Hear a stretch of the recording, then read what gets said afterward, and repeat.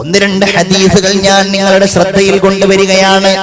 നമ്മളൊക്കെ ഖബറിന്റെ കൗതുകങ്ങൾ കാണുന്നവരാണല്ലോ, ഖബറിന്റെ കൗതുകങ്ങൾ കാണുന്നവരാണല്ലോ.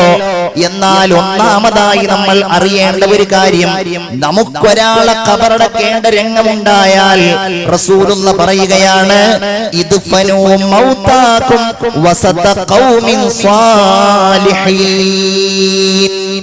നിങ്ങളിൽ നിന്ന് മരണപ്പെട്ടു പോയ ആളുകളെ നിങ്ങൾ നല്ല ആളുകൾ കിടക്കുന്നിടത്ത് കൊണ്ടുപോയി കിടക്കുക. അല്ലാഹു തൗഫീഖ് ചെയ്യട്ടെ.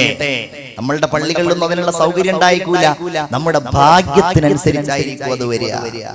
എന്തുകൊണ്ടെന്നാൽ ഫഇന്നൽ മയ്യിത യതഅല്ലാ ബിജാരിസൂ.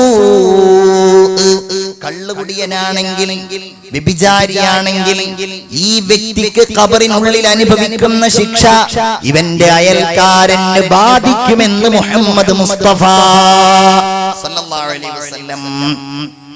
സ്വഹാബികൾ ചോദിച്ചു, വഹൽ യൻഫഉൽ ജാറുസ് സാലിഹു ഫിൽ ആഖിറ.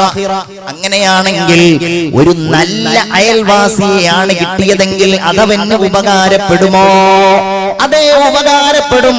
റസൂലുള്ള ചോദിച്ചു, ഹൽ യൻഫഉ ഫിദ് ദുനിയാ. ദുനിയാവിൽ ആ വ്യക്തിക്ക് ഉപകാരപ്പെടുമോ നല്ല അയൽവാസി? ഉപകാരപ്പെടുമെന്ന് പറയേണ്ടതില്ലല്ലോ. കദാലിക യൻഫഉ ഫിൽ ആഖിറ.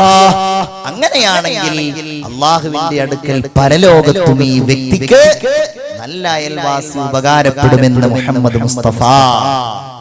എല്ലാവരും സ്വലാത്ത് ചൊല്ലൂ, മുഹമ്മദ് മുസ്തഫ. അല്ലാഹു തൗഫീഖ് ചെയ്യുമാറാകട്ടെ. അപ്പൊ അതൊരു ഭാഗ്യമാണ്.